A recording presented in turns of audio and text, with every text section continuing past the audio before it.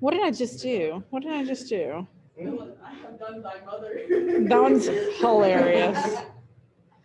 I don't know what I just pressed, but I hope it wasn't anything bad. Brain, but thou naughty hated fool. Oh, first greasy Halloween.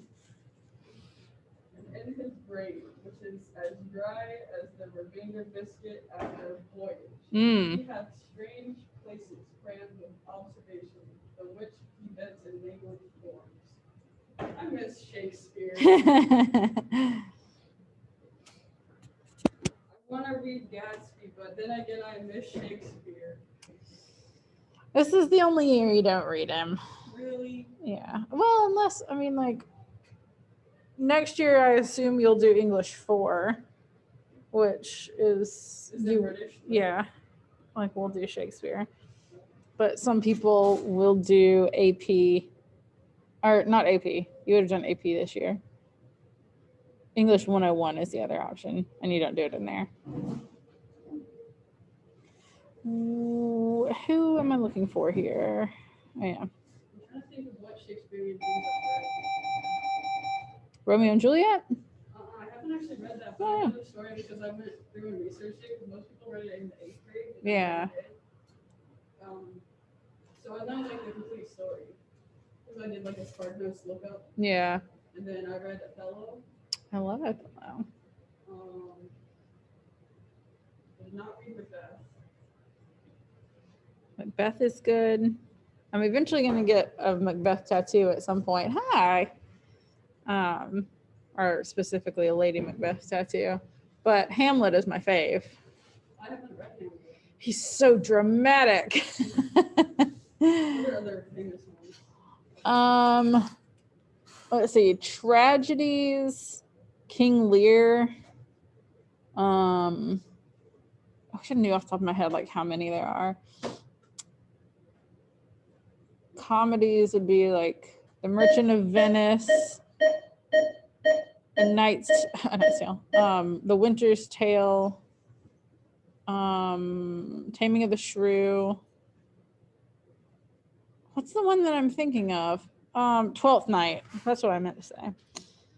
Which used to be my fave.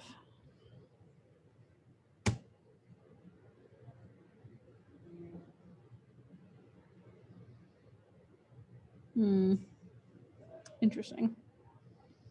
Everybody knows a little place like Kokomo.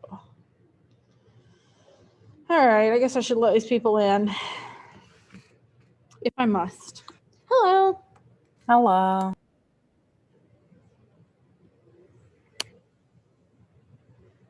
Who have we got?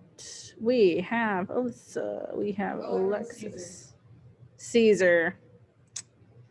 Julius Caesar. We reenacted it. James. No. Yeah, Miss McClellan. Hi. Julius Caesar getting stabbed in the back by Brutus. Ow! That'd be so good. Randall would make a great Julius Caesar. Gosh. And you know who would make a great Brutus? Genesis. 100%. Oh my gosh.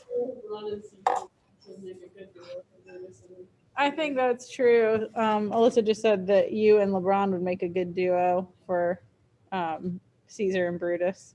Oh my gosh. If I could be Brutus, that would be so amazing. I'm going to be the guy getting stabbed in the back. Yes, you are. I'll just totally stab Caesar. He's totally stabbed. I'm not saying it, but thank you for saying it.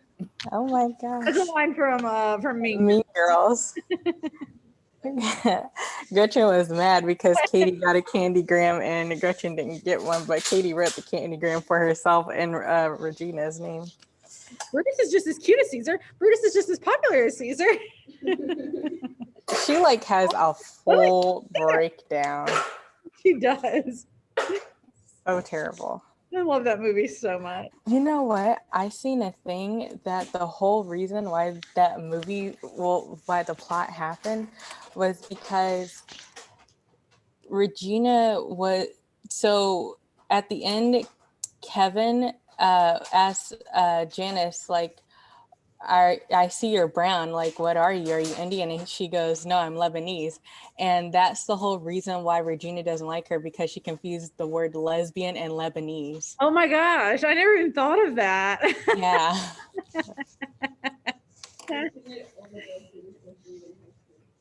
It's 11 o'clock. Thank you. I've been told. That's the first one that pops up. That's the one. Everybody reads Gatsby, And then To Kill a Mockingbird. which I know Miss Sale is doing with one of her classes right now. I'm trying to figure out where we left off the other day. Oh yeah, because we read part of this. We might have like kind of a short class. I'm not gonna lie. No, we should, if we finish chapter 8, we should start the next one. Should we? Yeah. Oh, have you read Things Fall Apart? I have not read Things Fall Apart. That was terribly boring, and then Oh. near the middle it was interesting, and at the end was like, what? Oh. It's a very weird book, and I kind of regret reading it. Wait a minute. Where did we leave off?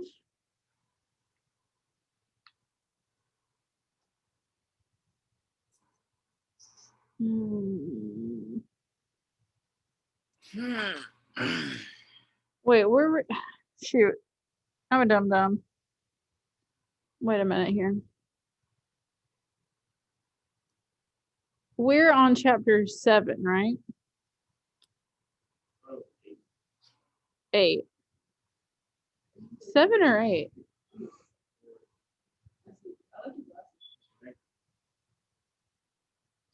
I think we did we left off part of the way through 7. Because that was like kind of a longer one. Yeah, I was like, how did we not get through 8? That's Is it right. not Yes, yeah. 8? I thought it was 8. Let me see here. I'm just trying to read back through it. I also I read ahead, so now I'm trying to remember what did we read together and what did I read on my own? That's McClellan. I did. I remember you saying it's first rate, so that would have been chapter 7. They were eating, blah blah blah. Feeling your And then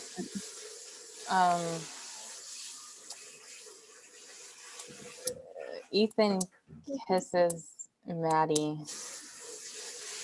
Yeah, where is that? And then I thought maybe we stopped at the bottom of a page, but I don't know that we did. I think we might have. I'm gonna help you look. I remember you saying her look smote him with compunction. I remember that. I do not remember that, but I trust you. You know what I'm gonna do? Wait a minute. I got an idea. I know how to solve this. He smote.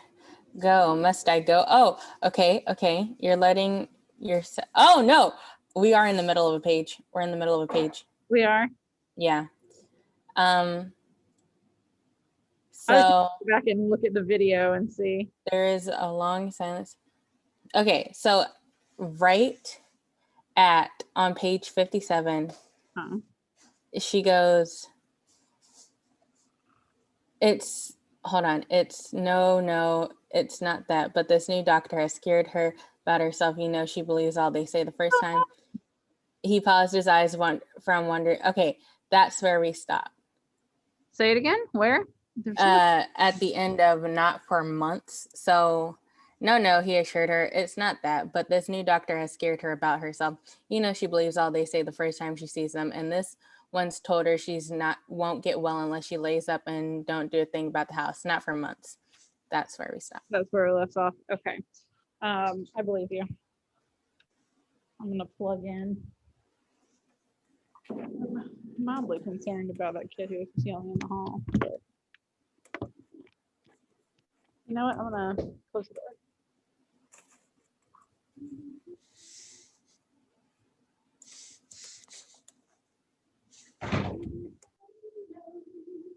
A little place like Kokomo. I don't know why that's in my head today, but it's a good song. Beach Boys. Okay, let me share my screen with you guys. Look how weird that just went. Share screen. Doop, doop, doop, doop. Hi, Alexis.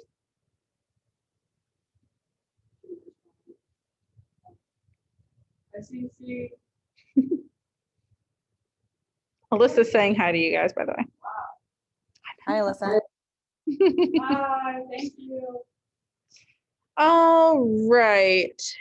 Oh wait, not that page. Yes, that page. Not for months. Okay, so this is where we're at right here. Cece, do you want to read?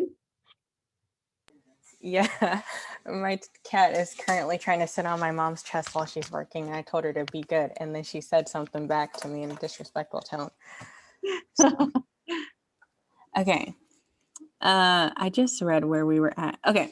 He paused, his eyes wandering from her miserably. She stood silent for a moment, drooping before him like a broken branch. She was so small and weak looking that it wrung his heart. But suddenly she lifted her head and looked straight at him. And she wants somebody handier in my place. Is that it? That's what she says tonight. If she says it's tonight, she'll say it tomorrow. Both bowed to the inexorable truth. They knew that Zena never changed her mind, and in that case, a resolve once taken was equivalent to an act performed. There was a long silence between them. Then Maddie said in a low voice, "Don't be too sorry, Ethan." Oh God, he groaned. The glow of passion he had felt for her had melted to an aching tenderness. He saw her quick lids beating back the tears and longed to take her in his arms and soothe her. "You're letting your supper get cold," she admonished. I don't care. She admonished with him, a pale gleam of gaiety. "Oh, Matt, where'll you go to?" Her lids sank and a tremor crossed her face. He saw that for the first time the thought of future came to her distinctly. "I might get There we go. something to do over at Stanford," she faltered, as if knowing that he knew she had no hope. He dropped back into his seat and hid his face in his head. Despair seized him at the thought of her setting out alone to renew the weary quest for work. In the only place where she was known, she was surrounded by indifference or animosity. Yeah, that's it. And what chance had she, inexperienced and untrained, among the million bread seekers of the cities? There came back to him miserable tales he had heard at Worcester, and the faces of the girls whose lives had begun as hopefully as Maddie's. It was not possible to think of such things without a revolt of his whole being. He sprang up suddenly. "You can't go, Matt. I won't let you. She's always had her way. But I mean to have mine now." Oh, Ooh, all right. We're making moves here now. These are power moves. This is what a power move is right here. Yeah, This is a power move. 100%. Maddie lifted her hand with a quick gesture, and he heard his wife step behind him. Zena came into the room with her dragging down at the heel step and quickly took her accustomed seat between them. "I felt a little mite better, and Dr. Buck says I ought to eat all I can to keep my strength up, even if I ain't got no appetite," she said in her flat whine, reaching across Maddie for the teapot. Her good dress had been replaced by the black calico and brown knitted shawl which had formed her daily wear, and with them she had put on her usual face and manner. She poured out her tea and added a great deal of milk to it. She helped herself largely to pie and pickles and made the familiar gesture of adjusting her false. She has false. Oh my God. She's only 35. I know. Okay. Adjusting her false teeth before she began to eat. The cat rubbed itself ingratiatingly. Ingratiatingly. Like he's trying to get on her good side. Against her. Hi, and she said, "Good cat," to the stroke it and gave it a scrap of meat from her plate. Ethan sat speechless, for not pretending to eat, but Maddie nibbled valiantly at her food and asked Zena one or two questions about her visit to Bretsbridge. Zena answered in her everyday tone and, warming to the theme, regaled them with several vivid descriptions of intestinal disturbances among her friends and relatives. She looked straight at Maddie as she spoke, a faint smile deepening the vertical lines between her nose and chin. When supper was over, she rose from her seat and pressed her hand to the flat surface over the region of her heart. "That pie of yours always sets a mite heavy, Matt," she said, not ill-naturedly. She seldom abbreviated the girl's name, and when she did so, it was always a sign of affability.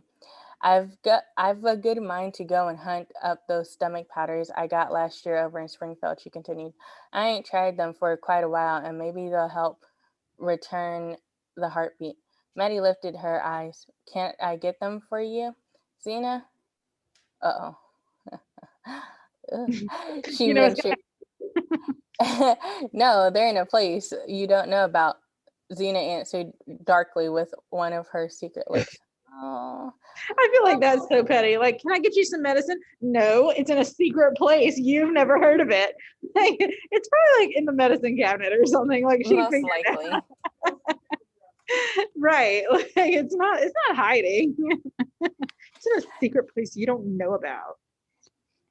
That's so She funny. went out to the kitchen, and Maddie, rising and began to clear the dishes from the table. As she passed Ethan's chair, their eyes met and clung together desolately. The warm, still kitchen looked as peaceful as the night before. The cat had sprung to Zena's rocking chair, and the heat of the fire was beginning to draw out the faint, sharp scent of the geraniums. Ethan dragged himself wearily to his feet. "I'll go out and take a look around," he said, going toward the passage to get his lantern. As he reached the door, he met Zena coming back into the room, her lips twitching with anger, a flush of excitement on her sallow face. The shawl had slipped from her. Ooh. The shawl had slipped from her shoulders and was dragging at her down-trodden heels, and in her hand she carried the fragments of the red glass pickle dish. "I like to know who done this," she said, looking sternly from Ethan to Maddie. There is no answer, and she continued in a trembling voice. I went to get those powders I put away in Father's old spectacle case, top of the china closet, where I keep things I set store by, so folks shan't meddle with them." Her voice broke, and two small tears hung on her lashes and ran slowly down her cheeks. "It takes the step ladder to get at the top of the shelf, and I put Aunt Flora's maple pickle dish up there o' purpose when we was married, and it never been down since except for the spring cleaning. Then I always lifted it with my own hands so it shouldn't be broken." She laid the fragments reverently on the table. "I want to know who done this," she quavered. At the challenge, Ethan turned back into the room and faced her. "I can tell you them. The cat done it." I just wanted to kind of remind you guys, we talked about this in the scene where they broke the pickle dish, but this is I feel like this is the first time we really see like real emotion out of Xena. Like she actually does cry. And I feel like the pickle dish is not just a pickle dish to her. Like it's something that she got for her wedding. She has always cared for it really carefully. She only takes it down while she's cleaning. And then they decided that they were going to use it, and it wound up getting broken. So for Xena, it's not just that this thing she liked is broken, but like they just trampled all over her wishes and like didn't care about the fact that she doesn't ever use it. And also, it was for her wedding. It's kind of a symbolic thing, and particularly like in light of the fact that they took it down when they had their night alone together, she really sees that as like a mark of disrespect. And it is. I mean, it's not just the way she feels. Like they knew that it was an important thing to her. Maddie knew it. That's why she was crying so much. She was like, it can't be replaced. This is the only one like it. She felt like she got this for the wedding, and like she knew that it was a big deal. She just didn't care at the time. So it's like it's upsetting, but it's also like symbolic. The cat, that's what I said. She looked at him hard, then turned her eyes to Maddie, who was carrying the dishpan to the table. I like to know how the cat got into my china closet, she said. Chasing mice, I guess, Ethan rejoined. There was a mouse around the kitchen all last evening. Zena continued to look from one to the other, then she emitted her small, strange laugh. I knew the cat was a smart cat, she said in a high voice, but I didn't know he was smart enough to pick up the pieces of the pickle dish and lay them to edge on the very shelf he knocked them off. Fair enough. Maddie suddenly drew her arms out of the steaming water. It wasn't Ethan's fault, Zena. The cat did break the dish, but I got it down from the china closet, and I'm the one to blame for this. Blame for its getting broken. Zena stood beside the ruin of her treasure, stiffening into a stony image of resentment. You got down my pickle dish? What for? Oh, a bright flush flew to Maddie's cheeks. I wanted to make the supper table pretty, she said. You wanted to make the supper table pretty, and you waited till my back was turned and took the thing I set most store by of anything I've got and wouldn't never use it, not even when the minister come to dinner or Aunt Martha Pierce come over from Bretsbridge. Zena paused with the gas as if terrified by her own evocation of the sacrilege. You're a bad girl, Maddie Silver, and I've always known it. It's the way your father began, and I was warned of it when I took you, and I tried to keep my things where you couldn't get at them, and now you took from me the one I cared for most of all. She broke off in a short spasm of sobs that passed and left her more than ever like a shape of stone. If I'd listened to folks, you'd have gone before now. This wouldn't have happened, she said, gathering up the bits of broken glass. She went out of the room as if she carried a dead body. Dang. So, like, I feel like Xena always goes after people's families when she gets mad. Like, she said the thing the other day about how, like, your family was always in the poorhouse and now we're going to be in the poorhouse too. She And said now your mom. she's like, she said your mama, yeah. And now she's like, your daddy. Like, she's like, I know that you're a bad girl and you always have been, and your daddy was a bad man, so I should have known. I'm like, why are you always coming after people's families? Like, you can be upset. You can be upset that Maddie's like trying to steal your man, but I don't think we need to bring the parents into this. But I think that there's a lot of weight in that line where she says, now you've took from me the one thing I cared about most of all, because I don't think she's talking about the pickle dish. Even if we think that she and Ethan don't have a healthy marriage, she's very proud of like being a wife and caring for her home and like all this, like being good at domestic stuff. In fact, she, like, earlier in the book, she kind of talks about how like Maddie isn't as good at those things as she is. And so like her marriage is really important to her. And I think she's not just talking about the pickle dish here. She's talking about her marriage because she knows that Maddie essentially has taken Ethan from her. He's at least taken his attention. So we are going to start chapter 8. Actually, hang on one quick sec. I just want to see how long chapter 8 is, because I don't know. We might 50-50 whether we get through it or not. But here comes Jenny. Yeah. I really do want to finish this book next week. Chapter 9 is really long. And you guys have the wind test on Wednesday, so we won't have class next Wednesday. What test? The wind test, I don't really remember which one that is, but I know that you all have it. So like all juniors do. So we've got one less day next week than we normally do. So let's go ahead and get moving on chapter 8. If we don't finish it, we'll either finish it tomorrow or Monday.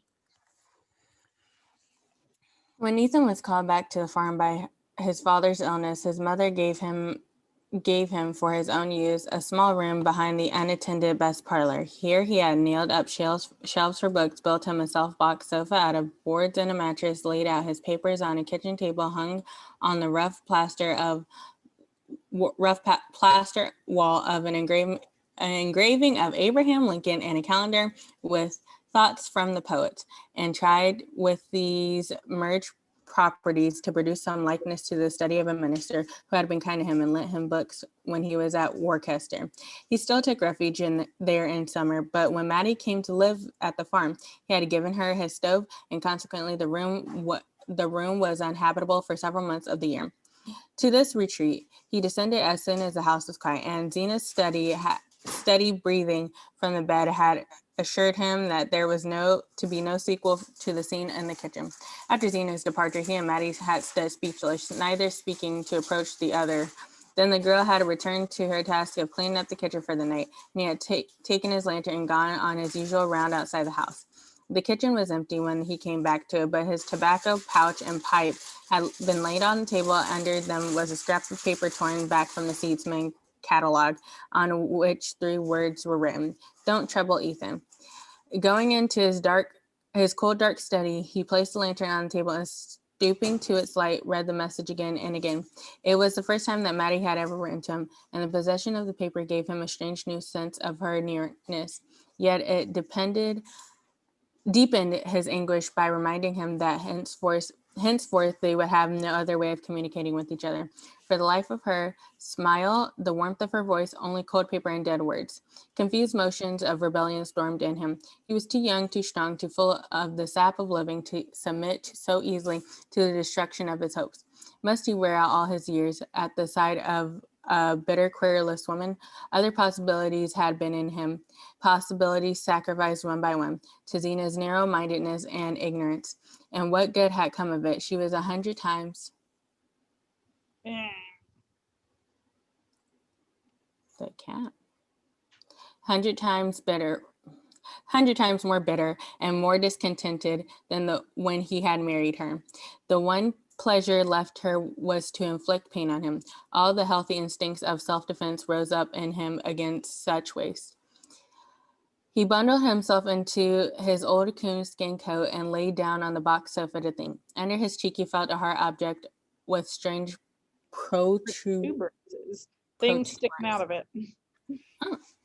It was a cushion which Zena had made for him when they were engaged, the only piece of needlework he had ever seen her do. He flung it across the floor and propped his head up against the wall. He knew a case of a man over the mountain, a young fellow about his own age, who had escaped from just such a life of misery by going west with the girl he cared for. His wife had divorced him, and he had married the girl and prospered.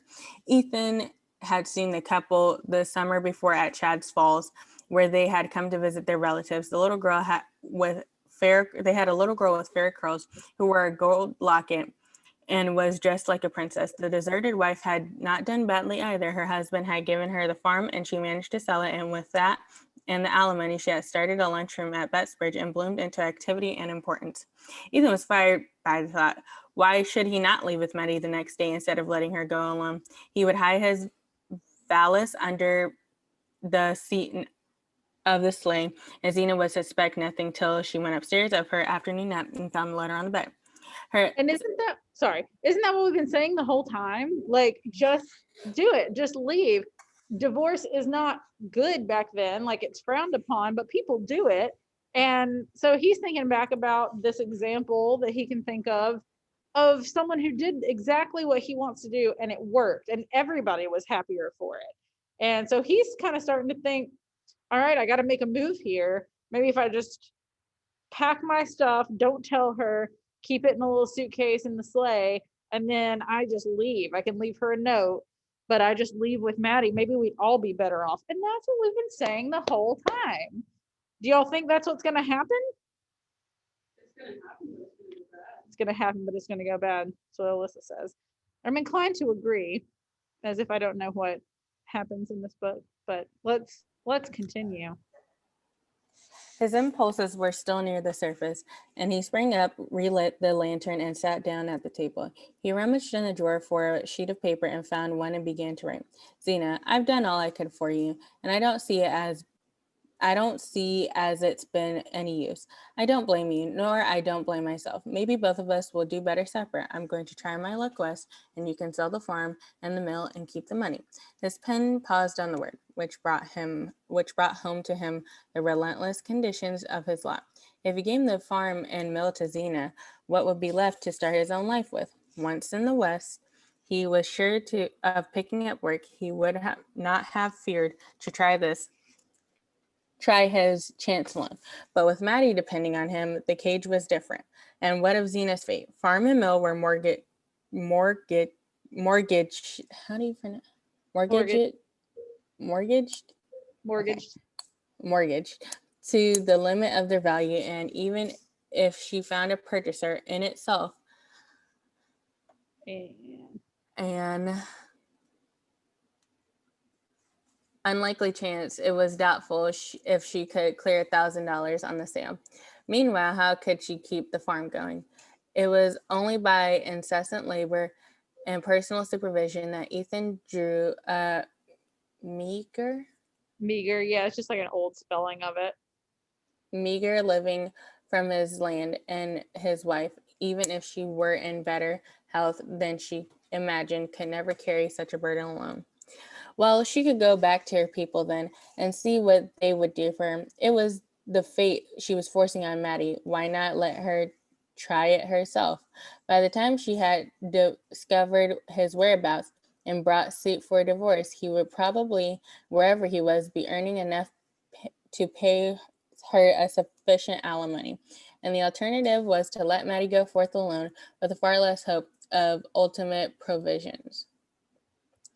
He had scattered the contents of the table drawer in his search for a sheet of paper, and as he took up his pen, his eye fell on an old copy of the Bettsbridge Eagle. The advertising sheet was folded uppermost, and he read the seductive words, "Trips to the West, reduced rates." He drew the lantern nearer and eagerly scanned the fares. Then the paper fell from his hand and he pushed aside his unfinished letter. A moment ago, he had wondered what he and Maddie were to live on when they reached the West. Now he saw that he had not even the money to take her there. Borrowing was out of the question. 6 months before, he had given his only security to raise funds for necessary repairs to the mill, and he knew that without security, no one at Starkfield would lend him $10. The inexorable fact closed in on him like prison warders handcuffing a convict. There was no way out, none. He was a prisoner for life, and now his one ray of light was to be extinguished. Okay, hang on for just a second. So what's the one thing that is going to prevent him from living out this fantasy life with Maddie? Money. Yeah. He can't afford it. He doesn't have any money to go out west. He doesn't have any money to support her. And even, if he let what's her face keep the farm, she's not going to get much money for it. And he actually does feel bad about that. Like, he doesn't want her to, despite the fact that he has said he wished she was dead, he doesn't want to be the bad guy here. And he doesn't want to leave her with nothing. So he's like, the one hope I had is not going to work out because of freaking money. I ain't gonna lie. If I was Ethan, I'm just like, you know what? I'm in this sucky relationship. You only care about the prize. I'm just gonna leave with this. You hear all the money. I'm leaving. Don't bother me. Well, that's what he was thinking about doing, but he can't do it because you have to have money to move. You have to have money to start over, and he doesn't have anything. Like, he can't make it work financially. And unfortunately, this is a realist novel, and that's one of the most realistic things about it. Like, so many times on TV and movies and stuff, I'll just sit there and think, how are they affording to do these things? This is not realistic, but this is realistic. Money is getting in the way of him doing what he wants to do, even if it means feeling really stuck and feeling like his life's not worth anything. That sucks. I'm kind of questioning about that divorce period because, like you said, during the time divorce was looked down upon. Mm-hmm. But they signed a prenup? I don't know if prenups were a thing back then. If he didn't sign a prenup, if my man get a divorce, she can take all his assets. I don't feel bad for this brother. Hold on. So he said he had a picture of Abe Lincoln up there, which leads me to assume that it was mid 1800s, right? So the prenups exist. Oh. And the 1800s. I don't think I spelled that right. I'm seeing Uh, that. They were solidified in 1848. Okay, I'm seeing that they weren't really like a popular thing until the 1980s. Like they existed, but it was very rare. Yeah. They were created in like 2000 year. Okay, so it says one of the oldest prenuptial agreements ever was found was a 2,000-year-old Hebrew marriage contract. But they were solidified in 1848, but then they became popular in the 80s. Yeah. So they were a thing, but barely. Yeah. Okay. He crept back heavily to the sofa, stretching him. Wait, was that? Yeah. He crept back heavily to the sofa, stretching himself out with limbs so leaden, Leaden, like lead. leaden that he felt as if they would never move again. Tears rose in his throat and slowly burned their way down to his lids. Where did I get down from? Okay. As he lay there, the window pane that faced him, growing gradually lighter, and laid upon the darkness a square of moon suffused sky. A crooked tree branch crossed it, a branch of the apple tree under which on summer evenings he had sometimes found Maddie sitting when he came up from the mill. Slowly the rim of the rainy vapors caught fire and burnt away, and a pure moon swung into the blue. Ethan, rising on his elbow, watched the landscape whiten in shape, color symbolism, Yeah. itself under the sculpture of the moon. This was a night on which he was to have taken Maddie coasting, and there hung the lamp to light them. He looked out at the slopes, bathed in luster and the silver-edged darkness of the woods, the spectral purple of the hills against the sky, and it seemed as though all the beauty of the night had been poured out to mock his wretchedness. 3. Yeah, Color that's a color heavy right there. He fell asleep, and when he woke, the chill of winter dawn was in his room. He felt cold and stiff and hungry and ashamed of being hungry. He rubbed his eyes and went to the window. A red sun stood over the great rim of the fields behind the trees that looked black and brittle. He said to himself, "This is Matt's last day," and tried to think of the place what the place would be without her. Okay, more color symbolism. As he Yeah. stood there, he heard a step behind him and she entered. "Oh, Ethan, were you here all night?"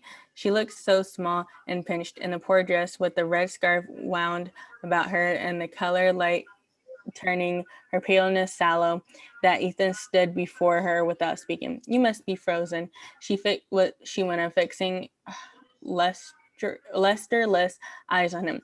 He drew a step nearer. "How did you know I was here?" "Because I heard you go downstairs again after I went to bed, and I listened all night, and you didn't come up." All his tenderness rushed to his lips. He looked at her and said, "I'll come right along and make up the kitchen fire." They went back to the kitchen, and he fetched the coal and kindlings and cleared out the stove for her, while she brought in the milk and the cold remains of the meat pie.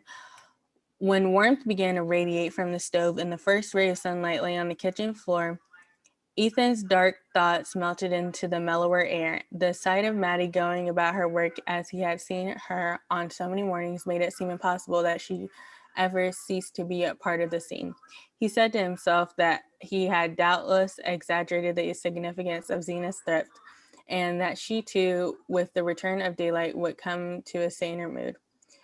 He went up to Maddie as she went above the stove and laid his hand on her arm. I don't want you should trouble either," he said, looking down into her eyes with a smile. She flushed up warmly and whispered back, "No, Ethan, I ain't going to trouble. I guess things will straighten out," he added. There was no answer but a quick throb of her lips, and he went on. "She ain't said anything this morning?" "No, I haven't seen her yet." "Don't you take any notice when you do." With this injunction, he left her and went out to the cow barn. He saw Jotham Powell walking up the hill through the morning mist, and the familiar sight added to his growing conviction of security. As the two men were clearing out the stalls, Jotham rested his pitchfork rested on his pitchfork to say, Daniel Byron Daniel's going over to the flats today noon, and he see to take Maddie's trunk along and make it easier writing when I take her over in the sleigh. Ethan looked at him blankly and continued, Miss Frome said the new girl be at the flats at 5, and I was to take Maddie then so she could catch the 6 o'clock train for Stanford. Wow, she had already made plans for all of this to happen. Mhm. Okay. Ethan felt the blood drumming in his temples. He had to wait a moment before he could find his voice to say, "Oh, it ain't so sure about Maddie's going." "That's so," Jotham said indifferently, and they went on with their work. When they returned to breakfast, the two women were already at breakfast. When they had returned to the kitchen, the two women were already at breakfast. Zena had an air of unusual alertness and activity. She drank 2 cups of coffee and fed the cat with the scraps left of the pie dish. Then she rose from her seat and, walking up to the window, snipped 2 or 3 yellow leaves from the geraniums. Aunt Martha's ain't got a faded leaf on 'em, but they pine away when they ain't cared for, she said reflectively. Then she turned to Jotham and asked, "What time you say Daniel Bryan was be along?" The hired man threw a hesitating glance at Ethan. "Round about noon," he said. Zena turned to Maddie. "The trunk of yours is too heavy for the sleigh, and Daniel Bryan be around. Take it over to the flats," she said. "I'm much obliged to you," Zena said. Maddie. I'm trying to remember, was it something that we read the other day, or am I thinking ahead? This is not a major spoiler if it is, where he's like, "No, I'm going to take her." Did that already happen? No. Because I was just thinking, like, she made all these plans and stuff, and he obviously doesn't like that. Xena wanted, okay, like when she went to Bettsbridge, she wanted him to go with her. Okay. I think I am thinking ahead a little bit, because obviously she made all these plans, and I mean, that's not a huge spoiler though, that Ethan is going to be like, "I don't want somebody else to take her. I'm going to take her." But I guess that's next chapter. "I like to go over things with you first," Zena continued in an unperturbed voice. "I know there's a huckabuck towel missing, and I can't take out what you've done with the match safe used to stand behind the stuffed owl in the parlor." She went out, followed by Maddie, and when the men were alone, Jotham said to his employer, I guess I better let Daniel come around then." Ethan finished his usual morning tasks about the house and the barn, and then said to Jotham, "I'm going down to Starkfield. Tell them not to wait dinner." The passion of rebellion had broken out at him again. That which had seemed incredible in the sober light of day had really come to pass, and he was to assist as a helpless spectator at Maddie's banishment. His manhood was humbled by the part he was compelled to play, and by the thought of what Maddie must think of him. Confused impulses struggled in him as he strode along to the village. He had made up his mind to do something, but he did not know what it would be. The early mist had vanished, and the fields lay like a silver shield under the sun. It was one of those days when the glitter of winter shines through the pale haze of spring. Every yard of the road was alive with Maddie's presence, and there was hardly a branch against the sky or a tangle of brambles on the bank in which some bright shred of memory was not caught. Once in the stillness, the call of a bird in a mountain ash was like her laughter that his heart tightened and then grew large. And all these things made him see that something must be done at once. Suddenly, it occurred to him that Andrew Hill, who was a kind-hearted man, might be induced to reconsider his refusal and advance a small sum of the lumber if he were told that Zena's ill health made it necessary to hire a servant. Hale, after all, knew enough of Ethan's situation to make it possible for the latter to renew his appeal without too much loss of pride. And moreover, how much did pride count in the abolition? Abolition? Ebullition. I've only ever Ebullition? heard that as an adjective, not a noun. Ebullient, which means like overflowing or like really cheerful and lively. The ebullition of passions in his breast. The more he considered his plan, the more hopeful it seemed. If he could get Mrs. Hale's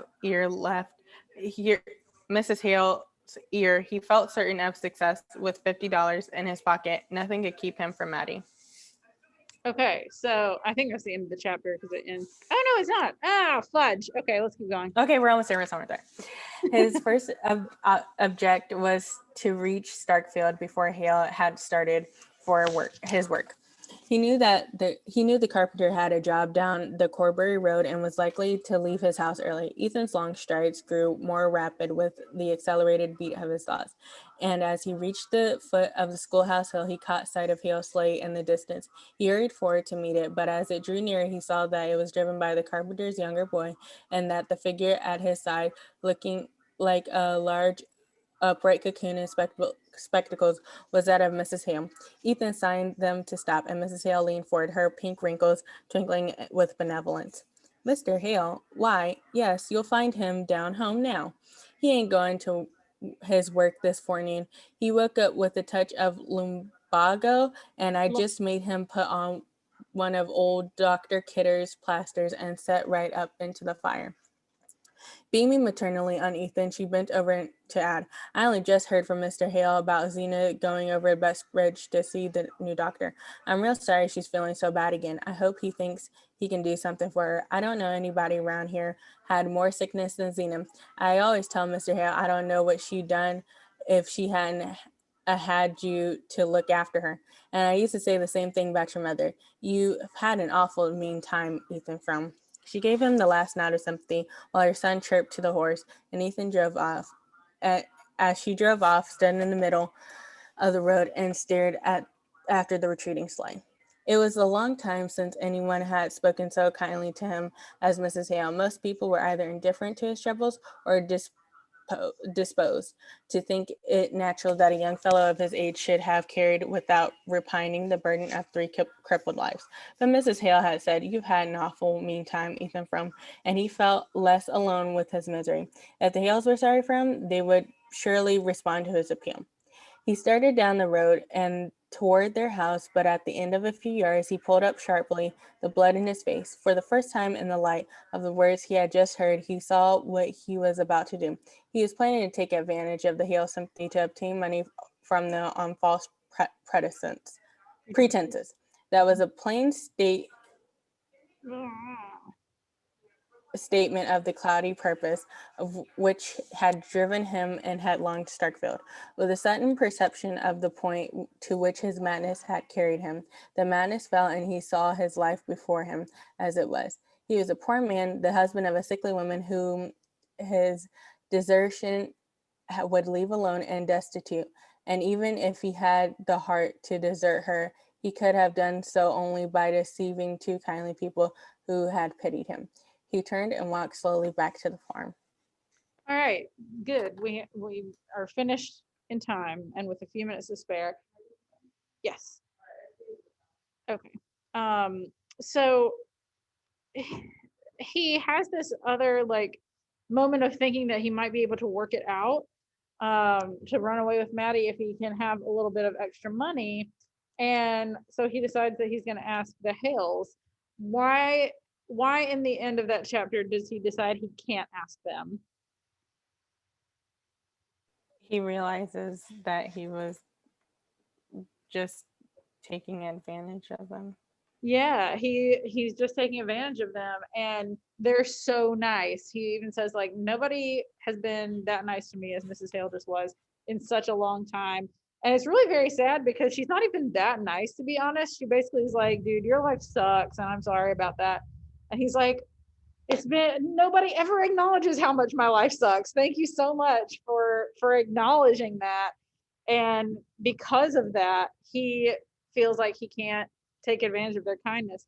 Even if he did kind of trick them into giving him $50, and even if that means he was leaving Zena alone and destitute, he doesn't really care about leaving Zena alone and destitute. He's just like, I can't do it to these people. I can't trick them and take advantage of them and take their money, which they need also. Like earlier on, first time he asked Mr. Hale for more money, he said that he didn't really have any to spare and he was hoping to have extra time to pay Ethan. So he knows that they don't have it. And he's kind of, at first, he's like, I hope that they feel sorry enough for me that they'll give me some money, but then decides that he can't. And we don't sympathize with Ethan too much in this class. Some people do. Who's we? Us in this class, we don't sympathize with him very much. I mean, we've said that a lot. Some people do when they read this story. Some people do kind of sympathize with him. And I feel like this is where I sympathize with him, because he's thinking about all these different ways that he could make it work, and just nothing is working out. And the one thing that like touches his heart is just for someone to be nice to him, and for someone to acknowledge you have had a hard life, because he has had a hard life.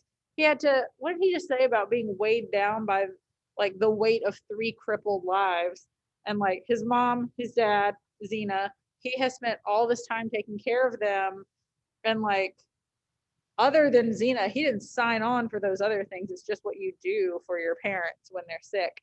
And he's just never had a chance in the world. And he, like in this chapter, he's like, I'm literally only 28 years old. I'm still a young man. I should be able to do all this stuff. I've never had a chance. And turns out he still doesn't have a chance. And that does suck.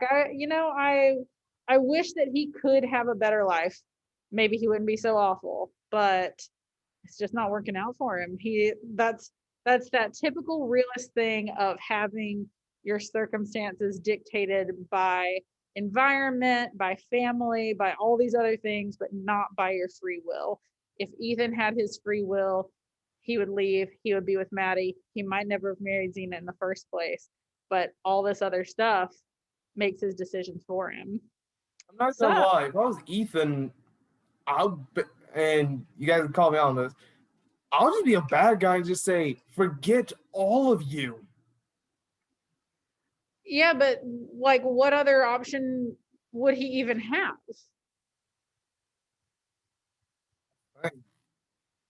Well, I got 2 options for him. One, I call the Judas contract, you end yourself, suicide.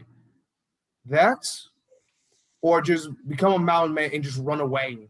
But why do that when you could just try and take the person you really love with you?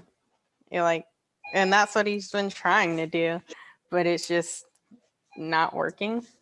Yeah, it's not working. You know it's not gonna work. Well, it's either just give up and just end it all in one good shot. That, or just find a way. I mean, it's really easy to say just find a way, but like, ways to live don't grow on trees, like you got to actually figure it out, and he doesn't have the resources to figure it out. I mean, that's very real. Like sometimes you're just freaking stuck, and it's the only way out is funny, well. He's trying to figure it out. He's trying to like think of how he could get money enough to, and he's not even asking for a lot. $50. That's not gonna last him a long time. It's more than it was, or it's more than it is now, but it's still like not enough to live on. Yeah. But we can talk about it tomorrow. I gotta let you guys go. Okay, bye. Yeah, man, Bye.